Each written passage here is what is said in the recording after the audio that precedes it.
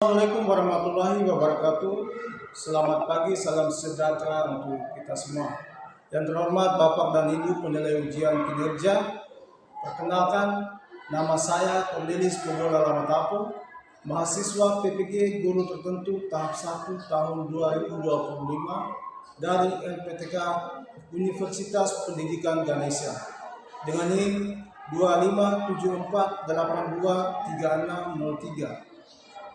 Saya akan melaksanakan ujian kinerja di SMP Negeri 1 Wilayah Timur dengan mata pelajaran IPA, materi sel sebagai unit struktural dan fungsional kehidupan di kelas 7. Terima kasih dan selamat menyaksikan. Selamat pagi anak-anak. Pagi, Pak. Baik, bagaimana kabarnya pagi ini? Baik. Tadi pagi ada yang jalan tidak makan? Tidak ada. Semuanya makan ya? Tidak. Jadi pagi ini semuanya fokus, masih semangat, karena semuanya tadi pagi jalannya pasti makan. Ada masalah tadi pagi di rumah dengan kakak, orang tua, ada? Sebelumnya saudara? Tidak ada ya? Berarti hari ini kalian bisa mengikuti materi pagi ini dengan semangat ya, tidak ada kendala ya. Oke, sebelumnya Pak Guru absen dulu. Setelah ini Pak Guru minta salah satu siswa Wilda bisa memimpin kita dalam doa.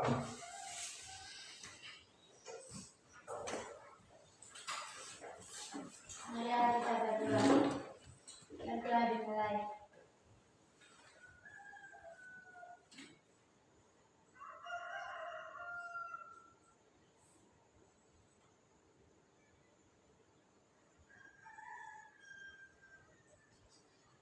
Berdoa selesai.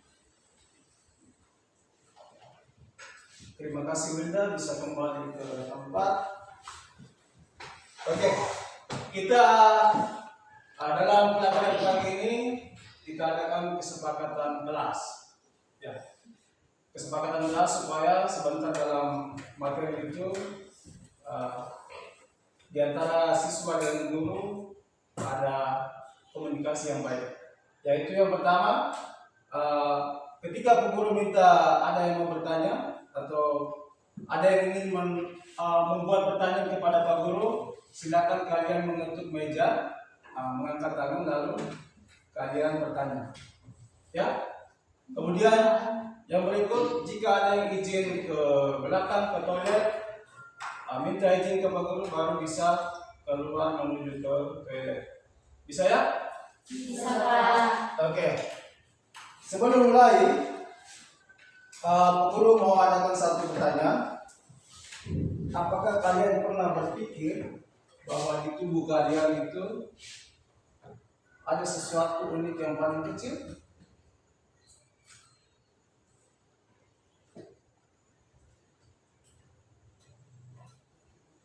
Tidak tahu? Oke. Di dalam tubuh yang paling kecil biasanya Guru kasih contoh dalam keseharian, jika ada yang terluka, misalnya tangannya berdarah ya, ada yang mengalami luka kemudian tiba-tiba dia sembuh sendiri tanpa diobati. Ada yang mengalami seperti itu? Ya. Kemudian satu lagi, pada saat kita tanam sesuatu biji-bijian, dalam beberapa waktu kemudian dia akan tumbuh pelan-pelan ke atas. Pernah lihat? Atau kalian dulu di SD dengan sekarang di SMP, apakah masih sama? Tinggi badan, berat badan masih sama? Tidak. Tidak ya? Oke. Hal-hal seperti itu menunjukkan bahwa ada unit yang membentuk tubuh kita berubah dari yang paling kecil menuju ke besar. Itu sel. Unit itu namanya sel. Ada yang tahu sel? Sel itu apa? Ya, Rasti. Sel adalah unit terkecil penyusunan makhluk hidup yang dapat melakukan fungsi. Ini kan salah satu lagu nasional. Garuda Pancasila, ada yang tahu ya? Pasti semuanya tahu. Oke. Sama-sama ya. Dapat. 1, 2, 3. Ganda Pancasila, akulah pendukungmu. Patriot proklamasi. Ya, apa itu sel? Sel adalah unit terkecil penyusun makhluk hidup. Ya, jadi ini ada gambar di sini. Ini namanya sel hewan. Jadi pada hewan, unit yang paling kecil penyusun tubuh makhluk hidup itu namanya sel. Semua makhluk hidup itu pasti memiliki sel. Baik, yang berikut sejarah penemuan sel. Ya, jadi siapa orang pertama kali menemukan sel? Nah, kenapa kita bisa tahu? Oh, itu namanya sel. Jadi penemuan sel itu momen yang paling penting dalam sejarah. Itu ditemukan oleh Robert Hooke. Ya, pada tahun berapa? 1665. Jadi waktu itu dia menggunakan mikroskop sederhana. Dia mengamati gabus. Tahu gabus ya? Jadi di gabus itu ada kotak-kotak kecil-kecil, ya menjadi padat. Jadi dia mengamati gabus dan menemukan struktur yang paling kecil yang berbentuk kotak. Jadi kotak-kotak itu pada gabus itu kotak-kotak membentuk sebuah gabus yang besar. Nah, kalau kita kupas gabus itu pasti ada satu barang kecil yang bulat, bentuknya bulat ya. Nah, itu yang dia pertama kali menemukan sel pada gabus. Ya, teori sel. Semua makhluk hidup terdiri dari sel. Jadi namanya makhluk hidup pasti memiliki sel. Entah itu hewan, entah itu tumbuhan, kemudian entah itu bakteri, sekalipun pasti memiliki sel. Ya, bagian sel yang pertama itu membran sel. Ya. Coba kalian perhatikan gambar di sini juga. Membran sel. Ya. Fungsi dan struktur membran sel sebagai pelindung dan pengatur keluar masuknya zat. Jadi membran itu dia di luar sini ya, selaput. Ya. Coba kalian bayangkan jerigen berisi air dengan kantong plastik berisi air. Sama atau beda? Beda ya? Ya.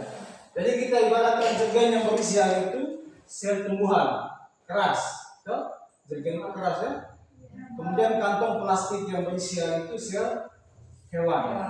Lembut, kalau kita sentuh sedikit pasti bocor. Ya kan? Jadi plastiknya itu, kantong plastik itu diibaratkan membran, pembungkus. Ini pembungkusnya. Kalau di sel tumbuhan juga ada pelindung dan pengatur keluar masuknya zat. Itu namanya membran sel. Kemudian ada yang namanya sitoplasma. Ya. Sitoplasma itu bagian sel yang berbungkus membran plasma. Sitoplasma dapat diibaratkan sebagai lantai pabrik tempat organel sel bekerja. Jadi ini sitoplasmanya. Ya. Coba kita lihat gambar di sebelah. Sitoplasma ada atau tidak? Ya, jadi sitoplasma itu dia sekitar sini ya. Ya.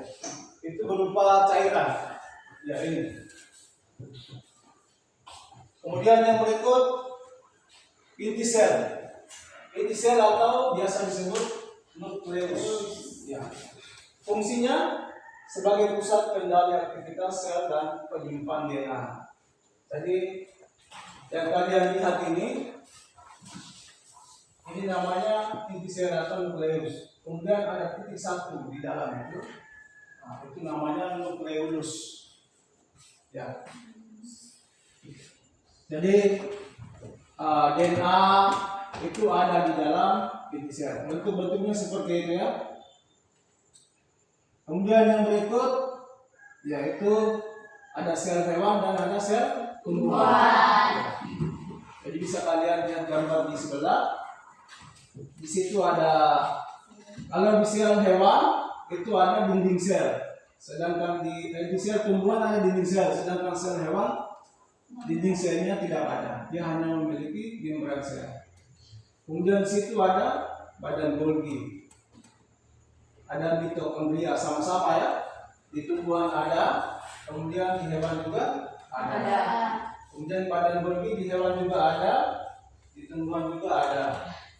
Kemudian dinding sel hanya pada sel tumbuhan. Ya. Kemudian vakuola di sel tumbuhan itu vakuolanya besar, sedangkan di sel hewan vakuolanya kecil. Ya. Kemudian ada retikulum endoplasma yang mengelilingi inti sel atau nukleus. Ini. Jadi titik-titik itu namanya retikulum endoplasma. Nanti kalian akan sampai di SMA itu pasti ada perbedaan di situ. Ada retikulum endoplasma kasar, ada juga halus. Ya, sel hewan. Yang pertama tidak memiliki dinding sel.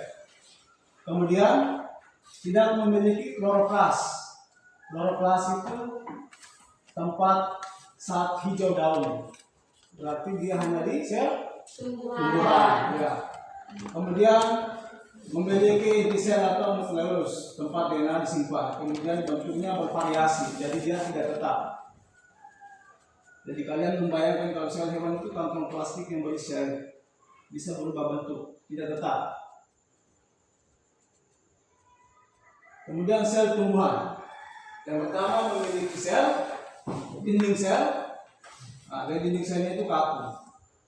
Kemudian memiliki kloroplas, itu tempat terjadinya fotosintesis. Kemudian bentuknya tetap dan kaku dan memiliki inti sel yang jelas. Ya, kloroplas itu terjadi di sel tumbuhan. Terdapat pada sel tumbuhan dan beberapa organik fotosintesis seperti alga. Jadi kalian lihat tumbuhan hijau yang ada di luar itu. Rata-rata semua tumbuhan hijau memiliki kloroplas. Ya. Baik. Yang berikut ini peguru akan menayangkan satu video.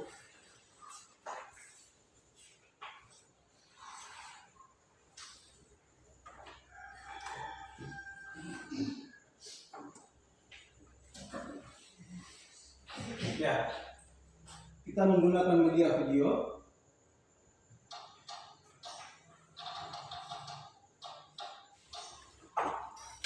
Ya, coba satu orang berdiri dan mengambil mikroskopnya dulu.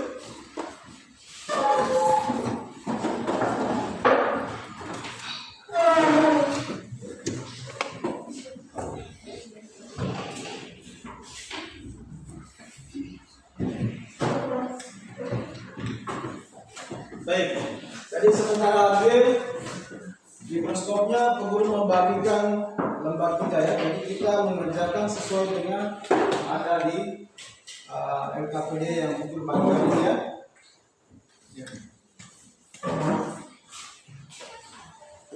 Buka kotaknya, kemudian angkat mikroskopnya keluar.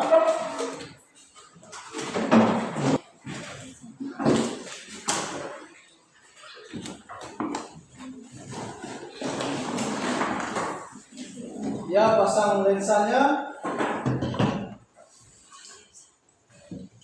Ada di bagian atas. Jika sebentar ada yang mengalami kendala, maka bisa meminta bantuan kepada bagian.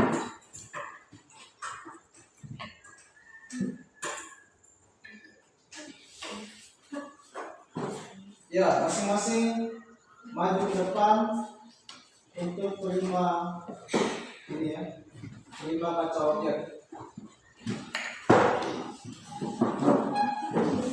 Kalian mengerjakan sesuai dengan ada di LKS. Jadi hal yang pertama itu kalian mengiris dulu bawang merahnya setipis mungkin, kemudian meletakkannya di kaca ini.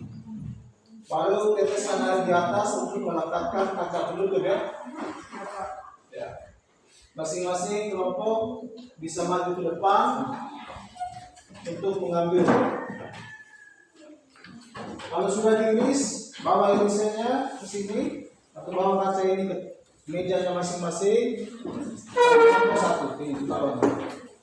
dengan pipet yang berisi air di sini. Jadi teteskan sedikit-sedikit.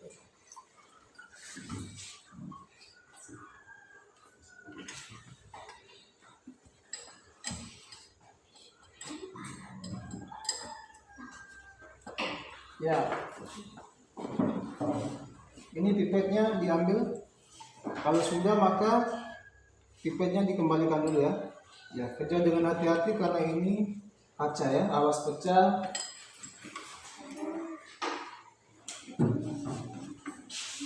Ya, ini pipet satu. Ada yang belum mengambil pipet?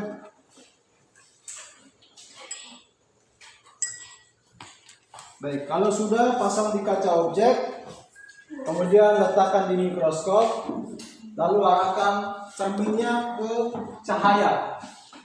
Kalau mengalami kesulitan, bisa sampaikan di Pak Guru untuk minta bantuan.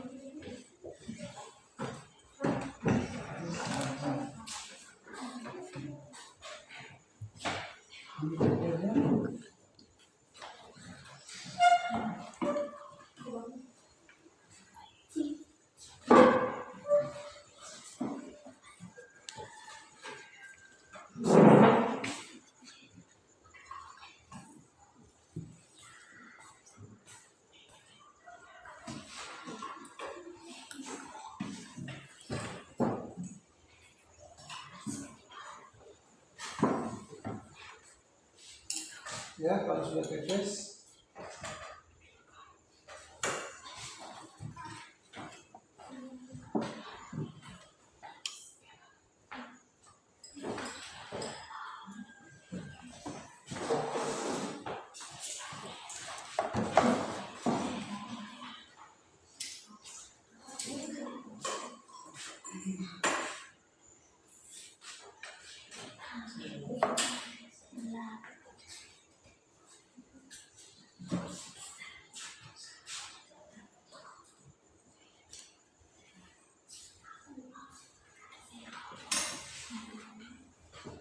usahakan cerminnya itu diarahkan ke cahaya ya, supaya ada pantulan masuk ke lensa overhead supaya kita bisa lihat bendanya.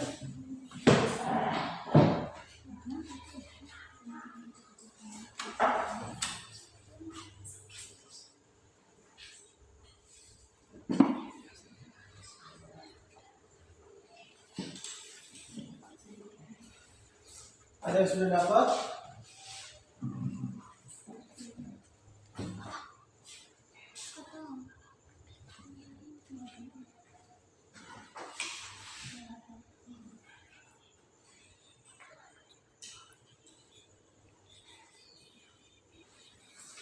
Ya, sudah dapat. Irisnya setipis mungkin ya.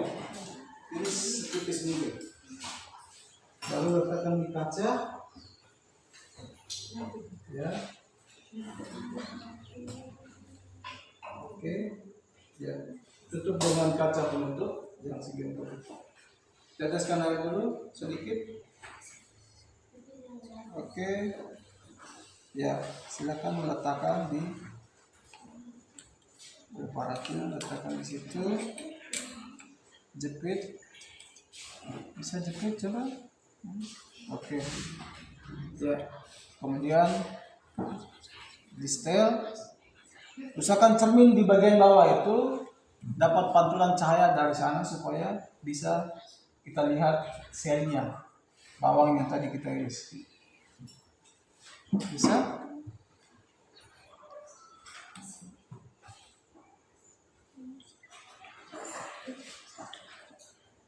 Ada yang sudah dapat?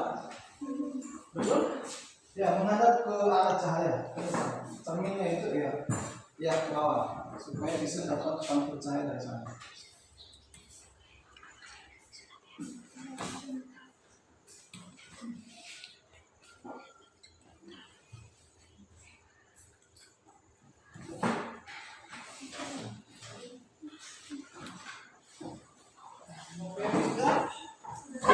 Ya, bisa maju ke depan untuk konsultasi. Menunggu gilirannya kalau begitu dengan bakas.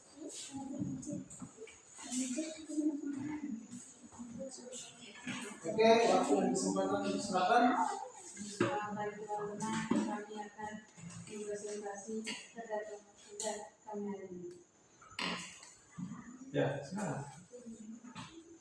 Ini hasil Ya, ditunjuk kepada teman-teman hasil perawatan kami. pengamatan.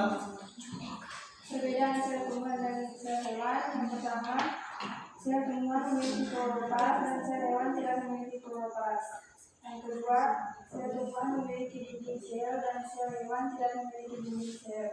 Yang ketiga, sel tumbuhan memiliki plastida dan sel hewan tidak memiliki plastida.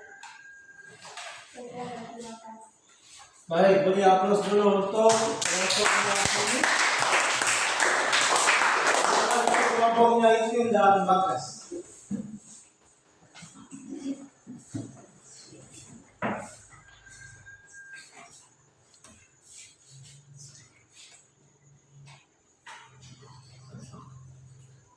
Ini hasil gambar yang kami amati.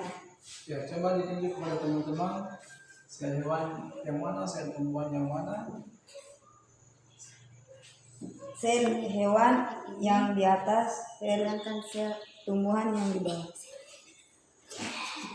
Benar atau salah? Ya, sel tumbuhan yang paling atas ya. Apa? Oke.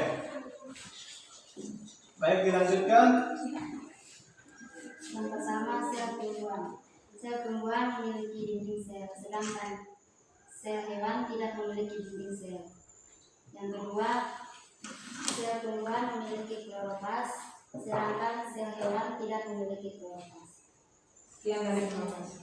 Baik, beri aplaus untuk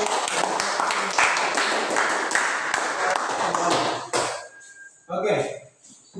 Setelah kalian mempresentasikan, kelompok tadi sudah presentasi. Sekarang aku mau tanya ya.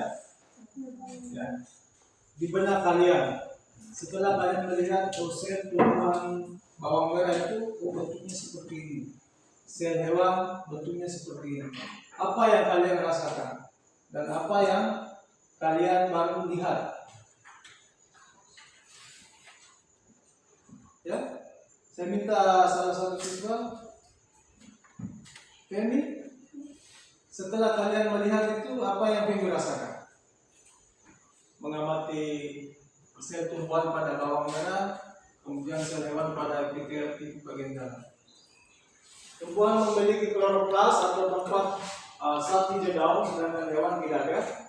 Ya, jadi kloroplas itu tempat zat hijau daun atau tempat berlangsungnya fotosintesis. Ya, baik. Oke, setelah ini kita sama-sama melakukan satu ice breaking dulu. Coba semuanya berdiri supaya ada semangat. Ya, kita tancap ya dari awal gambar video kemudian kita teliti langsung. Ada yang tahu tepuk salut? Tahu. Ya. Coba kita pimpin kita tepuk salut dulu. Tepuk salut. Salut, salut. Salut, salut. Salut. Ya, sekali lagi, kurang semangat. Tepuk salut. Salut, salut. Salut, salut. Salut. Oke. Ada satu lagi. WOW. Wow. Tahu? Tidak tahu, Pak. Dia tahu. Kita tadi kan capek-capek nih. Tadi guru memasi wow kepada kalian. Nah, jadi beri dia W, beri dia O, beri dia W, beri dia Wah. Wah. Sudah tahu? Sudah tahu. Oke, coba sama-sama. Beri dia W, beri dia O, beri dia W, beri dia wow. Oke. Sekali lagi. Beri dia W, beri dia O, beri dia W, beri dia wow. Oke, tepuk tangan silakan.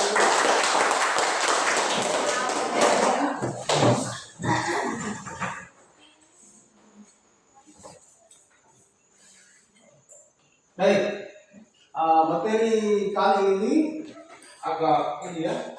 Jadi setelah kita melihat gambar perbedaan antara sel tumbuhan dan sel hewan, kemudian tadi ada video yang menampilkan bentuk selnya secara video tadi, kemudian kita juga mengamati secara langsung di mikroskop bentuk sel secara langsung.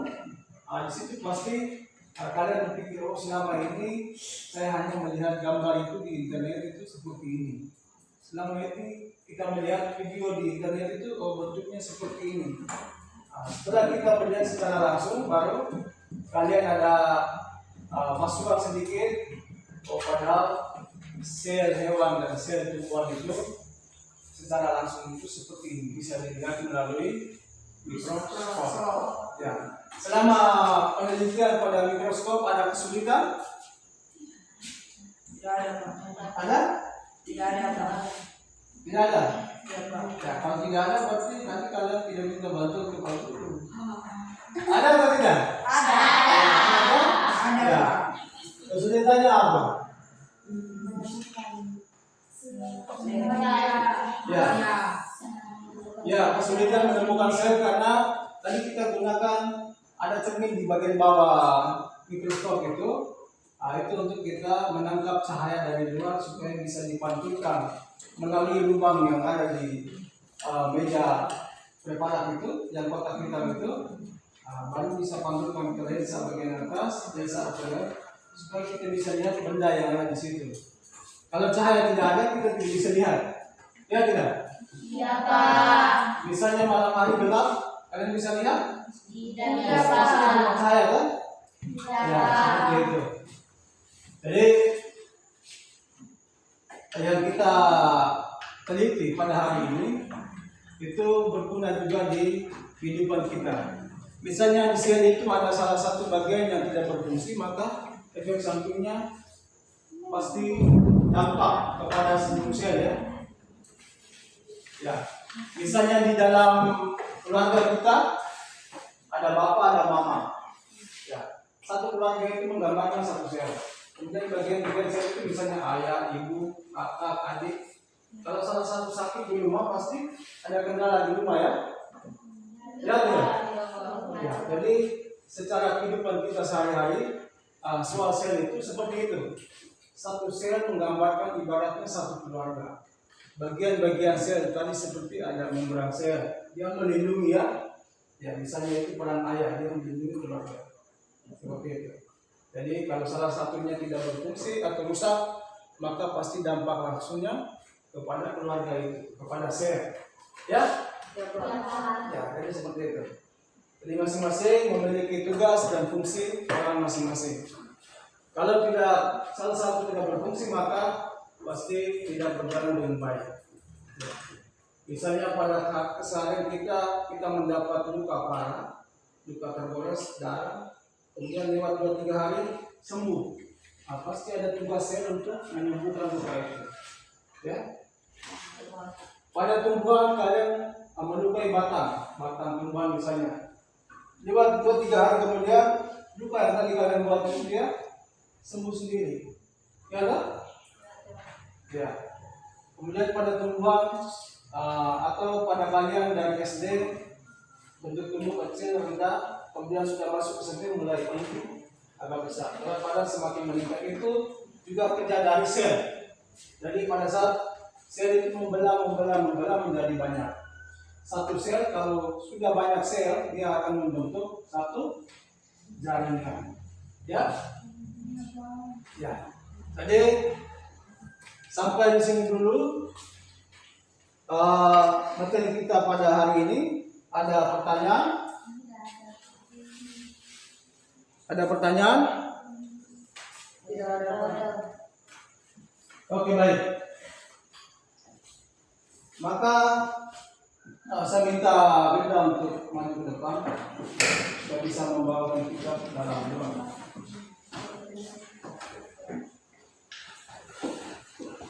Mari kita akan mulai.